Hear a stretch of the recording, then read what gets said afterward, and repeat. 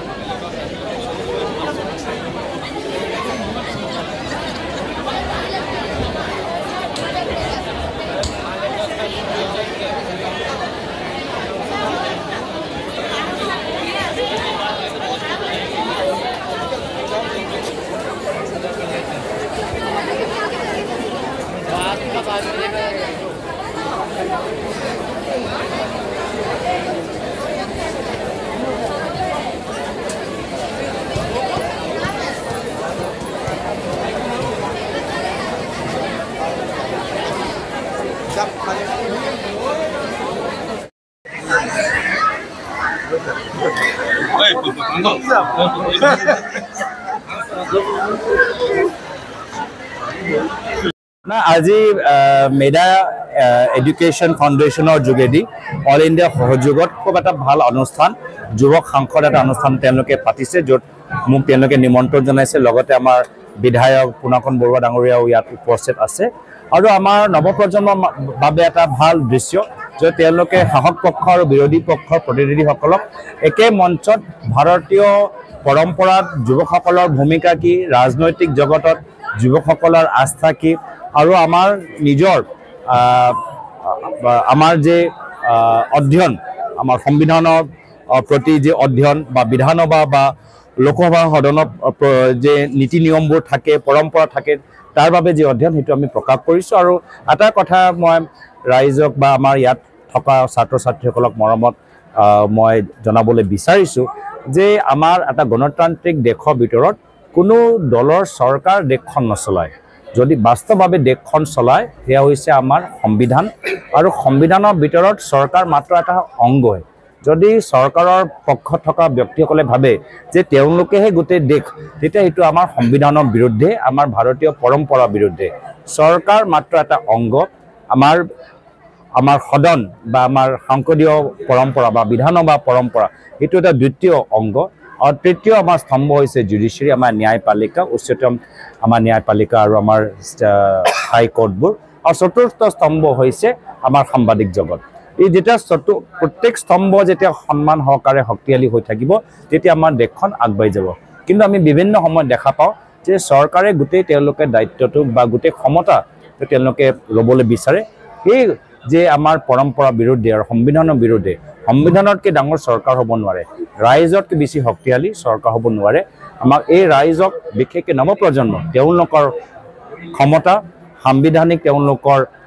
অধিকাৰ আৰু তেওঁলোকৰ শক্তি ৰাজনৈতিক শক্তি তেওঁলোকক অৱগত কৰাটো সচেতন কৰাটো হ'ল আমালোকৰ দায়িত্ব চৰকাৰৰ এটা দায়িত্ব থাকিব লাগিব যে যুৱকসকলক ৰাজনৈতিকভাৱে সচেতন আৰু অধ্যয়নশীল কৰিবৰ কাৰণে কেনেকুৱা ধৰণৰ আপুনি কি আহ্বান জনাব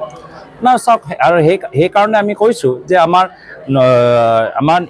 শিক্ষা নীতিৰ ক্ষেত্ৰত আৰু বহুত কৰিবলগীয়া আছে বৰ্তমানৰ নতুন শিক্ষা নীতিত মাত্ৰ ভাৰতৰ ইতিহাস বা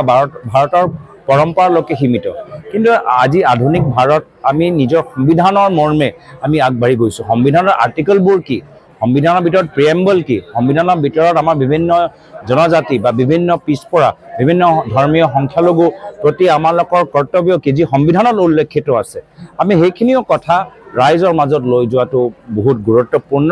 আৰু সেইকাৰণে আমি যোৱা নিৰ্বাচনত এটা চেষ্টা কৰিছিলোঁ যে সংবিধানৰ বাবে ৰাইজ আৰু সক্ৰিয় হওক আৰু এইটো আমাৰ সকলোৰ কৰ্তব্য হ'ব লাগে মাত্ৰ চৰকাৰ নহয় আমাৰ সকলোৰ কৰ্তব্য হ'ব লাগে যে সংবিধানৰ প্ৰতি পলিটিকেল সায়েন্স মাত্ৰ এটা সাবজেক্ট নহয় এইটো আমাৰ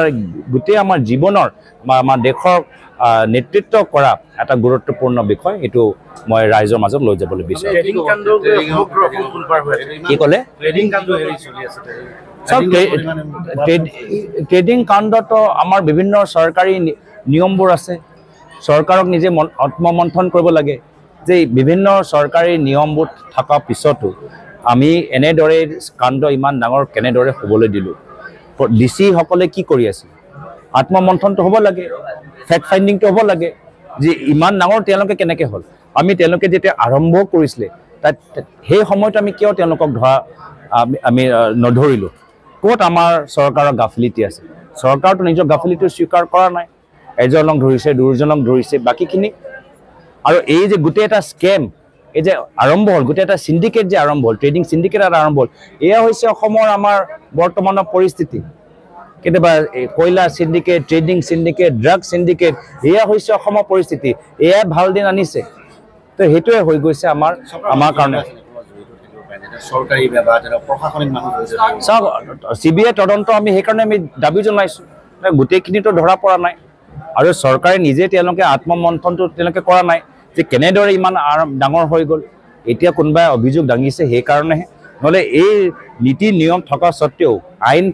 পাছ কৰাৰ পিছতো এনেধৰণৰ কিয় হ'ল এইটো ক'ৰবাত চৰকাৰৰ গাফিলতি ইয়াত লুকাই আছে আৰু ট্ৰেডিঙৰ ক্ষেত্ৰত এই ধৰণৰ বিজনেছৰ ক্ষেত্ৰত শ্বৰ্টকাট মানিৰ ক্ষেত্ৰত মুখ্যমন্ত্ৰী মহোদয় তেখেতৰ মন্ত্ৰীসভা কিমান তেওঁলোকৰ এই শ্বৰ্টকাট মানিৰ ক্ষেত্ৰত তেওঁলোকৰ ইচ্ছা আছে সকলোৱে জানে মই ইয়াত ক'বলৈ প্ৰয়োজন নাই